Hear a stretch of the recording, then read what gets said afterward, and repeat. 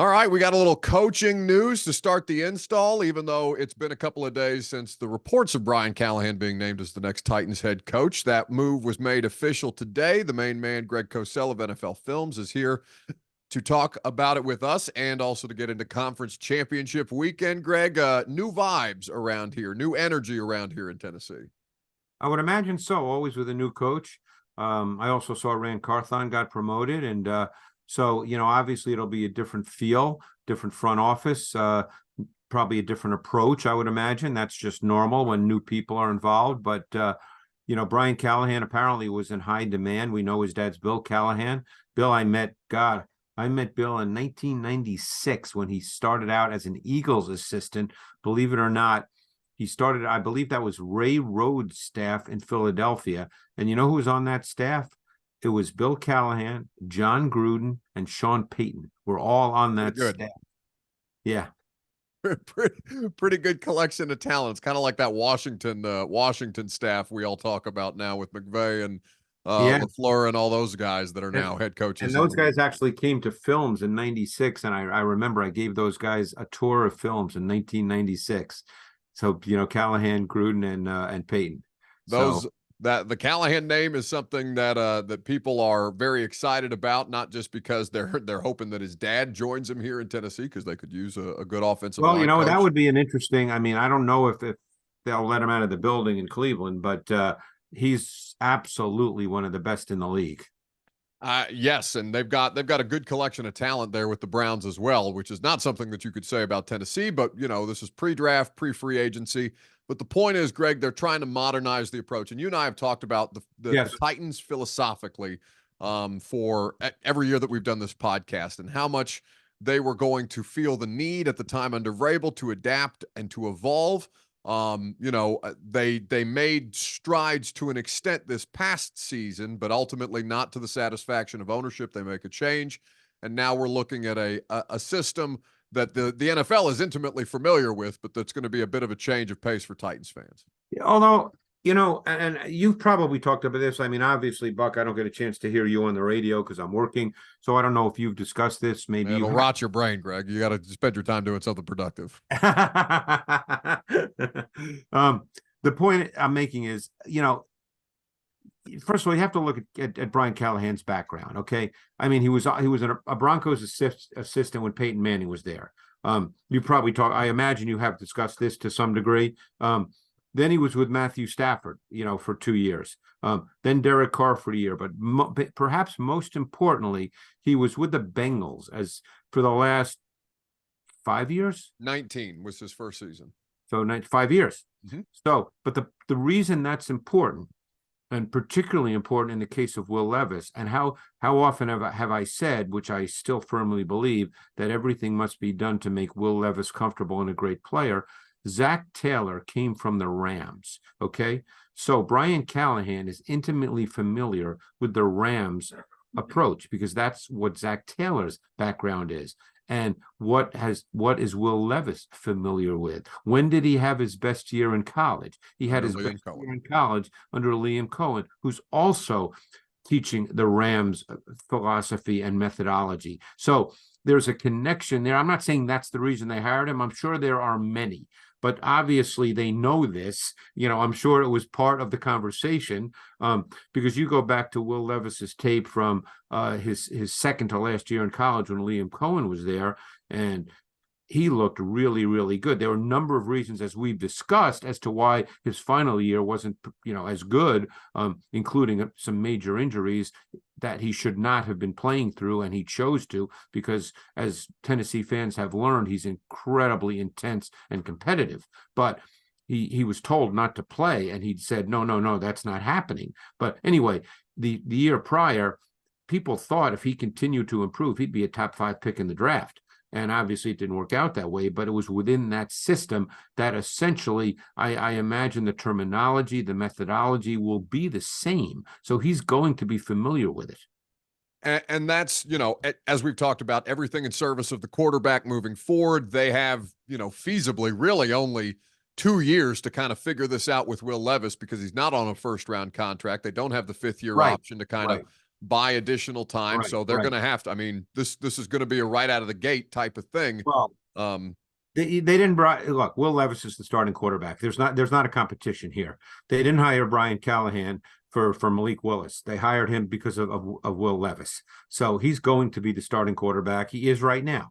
So we'll see how it plays out. You know, again, neither you nor I can sit here and say what he will or won't be.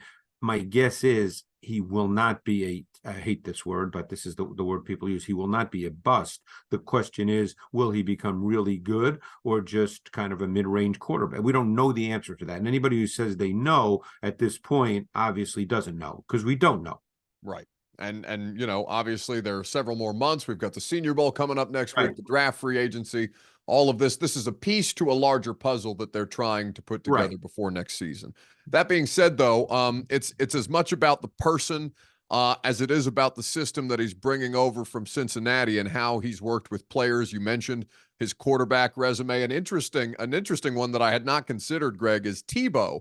While he was in Denver during that playoff, I don't want to call it a run, but the playoff appearance that Tim Tebow had. Oh, and they beat the Steelers on against the Pittsburgh Steelers. They put together that stretch with Tebow. And again, no, maybe Tebow is not something that you would cite on your resume as a developer of quarterback talent, but I do think that it was interesting his role, Callahan's, on that Denver staff, where they were tasked with doing the research to figuring out what made the most sense for Tebow at the time before Peyton Manning got there, and how that kind of helped him shape his experience on working with a variety of different players. And I think that stuff's always important because it forces you to expand your thinking. And there's never anything wrong with expanding your thinking. You know, you don't want to get caught in a box and just do the same thing and feel like, hey, this is the only thing that I do, and we're going to do it this way and no other way. So there's nothing wrong with that at all. Obviously, Will Levis is not that kind of quarterback, but the general point you're making, which I think is a great one, is just the expansion of thought and doing critical thinking. Because, you know, football is like any business. I mean, there's thought here, there's critical thinking. It's not just sending out, you know, 11 guys on offense, 11 guys on defense, 11 guys on special teams and saying, okay, let's go, you know, hit some people, or let's go have some fun. I mean, there's coaching. You have to get it across to players. You know, you have to teach it in a way every player takes it in differently. You have to teach it in a way that they take it in and understand it and then can execute it. I mean, you know, this is all part of teaching and thinking, you know, so, you know, there's nothing wrong with having, you know, even the quarterbacks, you know, obviously Tebow was not, you know, except for a very short stretch, was not a good NFL quarterback, but you'll look at the others, Manning, Stafford, Carr, Burrow, you know, all quality NFL quarterbacks. Obviously Manning, a Hall of Famer, Stafford, maybe a Hall of Famer, certainly close to that level. Carr, a solid NFL quarterback. Burrow, you know, from everything we're told, just super intelligent, super instinctive, really great player. So he's been around. He knows how the really good quarterbacks, I should even say great quarterbacks, approach their job. And, you know, and my sense is, and you could speak to this better than I, just being there, but I don't think with Will Levis, the issue is his commitment. No, I would say very much not. He is red-faced and screaming in everything that he does. He's a very, very intense individual, as you said. And Greg, to your point about how expanding your way of thinking with working with a variety of different players in a variety of different spots, the way that the way that Brian Callahan has come up in both college and at pro, being a walk-on quarterback during his time at UCLA, coaching the position, coaching wide receivers, being a part of the Cincinnati Bengals offensive staff, not the play caller as the offensive coordinator in Cincinnati. But it's my understanding that him and Zach Taylor on the headset basically until they shut the coach to quarterback communication off at the 15-second mark of the play clock. Look, again, none of us know exactly what those kinds of relationships are. You know, as you said, Zach Taylor, we know, calls the plays. What we don't know is what's going on during the week. That's what's more important, because by the time you get to the game, for the most part, with very few exceptions, the play calls are already mapped out. I mean, yeah, does there get to be a moment in a game, in a situation, and you decide, well, I think I feel something here and I'm going to do this. And then the play caller does that. But for the most part, the quarterback, I mean, I've talked to quarterbacks about this. They know what the play calls are going to be before they're even sent in. Like, let's say it's 3rd and 7. They know they're going to get one of 3 plays. They know that. They're not getting one of 25 plays. Right. They're getting one of 3. This is all worked out, so that's all done during the week. The game itself, unless you're getting something from the defense that you truly did not expect, I mean, it's very possible that, the Ravens did not expect the Texans, who did not blitz hardly at all this year, to blitz as much as they did, which was about 70% of Lamar dropbacks. That could have been something where it's like, okay, we're seeing something that's truly out of character, but that rarely happens. So all this stuff is done in the weekly game planning process. They know exactly what they're going to call in every situation, with very, very few exceptions. Yeah, and it'll be fascinating. Obviously, we have no idea who his coordinators are going to be right now, how the rest of the staff is going to be built Any out. names being thrown out there? Thomas Brown is one I hear a lot. He also interviewed to be the head coach here. He's an offensive guy. Yeah, he's an offensive coordinator, also from the Rams system. He was the assistant head coach under McVay for a couple of years. They think highly of him. Callahan had his in-person interview first, but Thomas Brown had his right afterwards on Monday. So I think that there may be some smoke to the idea of Thomas Brown being the and he's out of a job right now, right? Well, technically he's still under contract in Carolina. Okay. But I mean, you can't let him, normally those kinds of situations, they let guys go. Yeah. It's not quite the Eagles firing Brian Johnson in the middle of him looking for his next job. Right. It is a little bit of a delicate balance. And of course, there's people who are still under contract here, Greg, that Callahan will have the opportunity to kind of parse through, interview for himself, see who fits. Any defensive names been mentioned? Wink Martindale's being thrown out all over the place, but I don't know how much sense that makes here. And really, I haven't seen or heard a lot about connections for Callahan. Just trying to do due diligence on this. Sure. Haven't heard a lot of connections to defensive coordinators right now, or guys who are being looked at position. I'm wondering coaches. if there was anybody, just because he would know them, on the Cincinnati staff who were coordinators but were not with Cincinnati, because obviously we know Lou Anaramo is the coordinator, but I wonder if any of the other coaches were once coordinated. I don't know that staff off the top of my head. Yeah, it's well, there's a couple of different guys, especially as that becomes a system that more and more owners want a part of. Those guys are spread out across the league. So we're going to interview him tomorrow. We'll have him his introductory press conference, Callahan. So a lot of those follow-ups, hopefully we'll get some clarity on, if not direct answers on. The Bengals offensive system, though, Greg, how would you summarize for the audience? Obviously, the Titans have seen the Bengals a bunch in the past couple of years. They've had some success. They've not had some success against Cincinnati. But the offense, they don't have Joe Burrow here in Tennessee. We're not sure what Will Levis is going to be at this point in his career. But how have you seen them play to their quarterbacks, including Jake Browning's strengths? Well, they're an 11 personnel offense, okay, which is a little different than what you've seen in Tennessee. So, again, it all depends on your personnel, but I mean, this is what he's familiar with. That's what the Rams were. That's what the Bengals have been, which means that for people who don't know what 11 personnel means, it's 1 back, 1 tight end, and 3 wide receivers. Okay, they were among the highest percentage 11 personnel offenses in the league.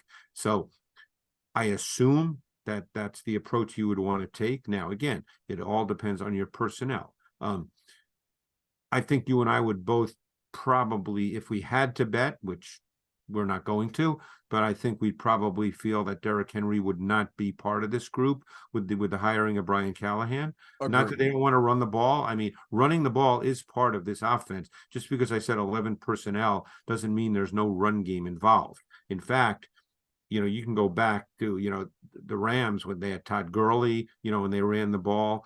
He wasn't there, I think, for that. But of course, he was never with the Rams, but I mean, I'm trying to make the point that they do want to run the ball, sure. But I think that not necessarily with the back stylistically like Derrick Henry, so we'll see, but that would be a starting point. And, when you start getting into concepts, it's concepts that a lot of people run. They're big on the high-low concept. That's in the pass game. That's a major concept where they attack zones, where they, with a route that's a low route, a shorter route, and then a route behind it, that's an intermediate route. That's big in what they do. Burrow is a different kind of quarterback because he's so good that he changes a little bit of what you do. He would always go after the one-on-ones on the outside. If he felt there was a one-on-one and there was not a safety that was truly going to be involved in help. Now, again, you had T. Higgins and Jamar Chase. That may change your approach as well, Right.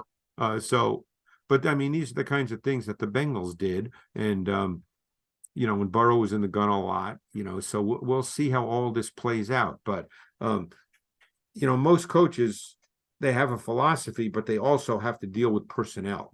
It's nice. You can work toward that philosophy. And my guess is they will, but that might not all happen in the first year. Oh, God knows they've got a lot of personnel decisions to figure out here in Tennessee. Derrick Henry, almost least among them right now, as he's on an expiring deal, and Tajay Spears feels like he's in a good position to kind of be a part of the solution there. Yeah, and again, as and we're what's today's date? January 24th. Mm-hmm. We're a long way from the draft, but there isn't one mock draft that I've seen by respected people. I'm not talking about some guy in his basement. I'm talking about by respected people that does not have Tennessee taking, an offensive tackle either for Sanu or Alt. If one of them is going to be there with their first pick. So they need to rebuild that offensive line. Whether Brian Callahan is able to bring his dad in or not, that he's having conversations with his dad about how to go about putting together an O-line and making it work. So they need bodies on their O-line. That's where we've discussed this 100 times. We're not going to get into all these details again, but you can't run an offense with the O-line that they have right now. Well, and just to summarize that point so we can move on, Greg, with that particular issue that they're having, the Bengals, a couple of years ago, they had the 5th overall pick. They went with Jamar Chase over Penei Sewell, even though they had offensive line issues in Cincinnati. Their offensive line situation was not as dire as this one is and here. They also had a quarterback that could compensate and camouflage for offensive line weaknesses. Levis is not that kind of quarterback. So you can't take the approach. I didn't mean to interrupt you, but I just don't want people to think that, hey, they didn't have a great O-line in Cincinnati, so that's okay. It was only okay because of Joe Burrow. And people might remember, obviously, that the Titans sacked him 9 times. Now, they lost that game, but still, you can't live like that. Burrow is a special quarterback. Levis, we don't know what Levis is, but even if he becomes really good, he's not that kind of quarterback. Which is why I wanted to ask the question so you could clarify for the audience, because I think there's just that was a part of the discourse that has been happening here since Callahan was first reported to be the next head coach. Anyway, we've got conference championships. We this do? weekend. Oh, yes, we do. We've got football games to be played. Divisional round was awesome. Absolutely delivered. The Texans, you brought up the DeMeco Ryans defensive plan for Baltimore and how they just went out there trying to mug them in the first half, Greg, with the amount of pressures that they were setting. Every third down, it felt like they were just trying to make Lamar as uncomfortable as humanly possible. Ravens did a nice job of adjusting and handling that in the second half of that game to try and as they pulled away. But Baltimore just seems at a different tier than a lot of these teams that are playing right now. Well, I guess we don't know that yet. I mean, look, the Chiefs they've been there a lot. And they just went into Buffalo. And I mean, that was a super game and a super competitive game. And, it's always easy to see. I hear people say, well, I knew they were going to win. Well, come on.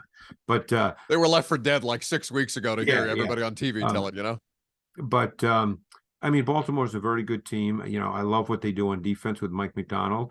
Clearly, Lamar is playing really good football. I really like the way they played that game against the Texans because in the second half, as they started to get a feel for everything that was happening defensively by the Texans, they started to run the ball with power, and they got Lamar an active part of the run game by design. Whereas in the first half, he had some scrambles. In the second half, he had some design runs, and they really settled down their offense and just physically beat up that defense. So, I think they can win multiple ways. Usually, when you get to the 4 remaining teams, usually they can win multiple ways. They don't have to just play one way to win. And I think, Baltimore's obviously a clear example of that. But, I'm really looking forward to their defense against the Chiefs' offense. To me, that's going to be both sides, obviously. But, Mahomes, the last 2 weeks in the playoffs has been back to the Mahomes we know. He's been phenomenal. And he's one of those guys. I mean, he's a special guy. Well, and in this past game against the Bills, Greg, as you mentioned, I felt so bad for Josh Allen because he played well, and they had a good game plan offensively to limit, turnover opportunities and stuff like that, and ultimately, a couple of drops and some miscues let them down in the end. But for the Chiefs, Travis Kelce looking more like the version of himself that we are accustomed to seeing. Greg, I know he's getting up there in age, but that felt like it made a big difference for Kansas. Yeah, it was an odd game because they only ran 47 offensive plays, Bob. Right. Which is, and I think they only gained maybe 10 or 12 or 7, whatever the number was, fewer yards than the Bills. Yeah. Because the Chiefs averaged about 8 yards per play, which is a big, big number. And the other thing that they have now, and besides Mahomes, is Pacheco has become a big, big factor. And boy, is he a physical, violent, angry runner. He's a tempo setter. He's a classic back that when it's blocked for 3, he gets 7. I mean, you lose sight of how important those kinds of plays are because we're just used to seeing Mahomes be Mahomes. So you lose sight of how important those kinds of seemingly meaningless plays are, but they're not meaningless. Yeah, absolutely.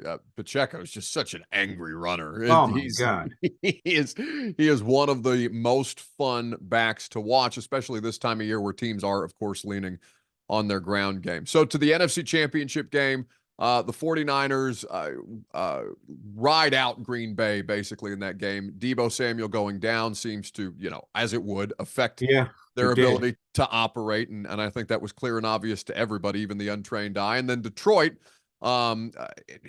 really lasting longer than Tampa Bay did because Tampa, until the second pick, they were driving with the ability to tie. How do you see this matchup playing out, Greg, and what do you like about it? What jumps off the page? Yeah, obviously there's a lot here too. We could talk about either one of these games for an hour.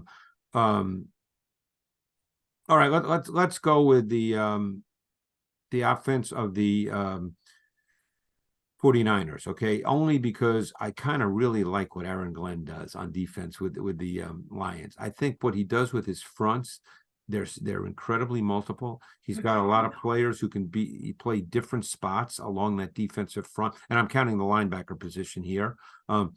He has some really good blitz packages. Their issue is at the corner position. That's where they've been hurt throughout the course of the season. At corner because they play Cam Sutton, I believe a Tennessee guy, right? Cam Sutton, Tennessee. VFL. Yeah, and they play Kindle Vildor. So the corner Titans legend Kindle Vildor. He was here for a hot second. Yeah, that's right. So that's a little bit of a concern for them. And there's any given week that could be a problem. But I think Aaron Glenn does almost. Aaron Glenn and Spags for the Chiefs. They are probably the 2 best guys who use their secondary as blitzers. Okay, because if you've watched the Lions in recent weeks, well, even throughout the season, Branch is an outstanding blitzer. He's their slot corner. They've been starting Melifonwu since week 13. He has really given them a lot. He's become kind of an impact player. And now they rotate 3 safeties because Gardner Johnson is back. So they're really good. Derek Barnes, he can line up and rush the quarterback. He can play linebacker. Another Tennessee guy, Jalen Reeves-Maben, has become an interesting player for them, playing anywhere from 15 to 20 snaps a game in their nickel. And he's become impactful in his own way. So they've got a lot of guys, and they do a lot of things. It's just every once in a while, they really get, burned on the outside, and you never know when that's going to be. Yeah, and this 49ers offense, when operating at its highest levels, has been record-setting this year. But we'll see what Deebo Samuel's status is for the NFC Championship game. Obviously, that has a big impact on what they're trying to accomplish in terms of their multiplicity as an offense, how they align, how they deploy these guys. It's going to be an interesting chess match. to watch play out. Of course, you can check that out. Are you guys, what's the matchup schedule this week? We'll be on, I think, kind of on our normal. So we'll be on Saturday and Sunday. I think we're kind of back to normal. So set the DVRs, catch it on demand on ESPN Plus, the NFL Matchup Show, where you can get even more information, more breakdowns, and more visuals on how these four teams are going to go about trying to get to the Super Bowl. Greg, fun as always. By the way, for the audience, Greg and I and the team at the Zone are planning some really, really fun stuff for you guys. We're really fired up about it. We'll give you more details on it here in the coming weeks, probably after this season ends. But Greg, the audience has been so great with us in the last couple of years that we've been doing this, and we're excited, I know, to be able to do more with them here in the next. Well, I'm excited about it, Buck. You know that. Absolutely. I'm really looking forward to it. Well, buddy, enjoy the football, and I'll talk to you again when we have a Super Bowl matchup. All right, thanks.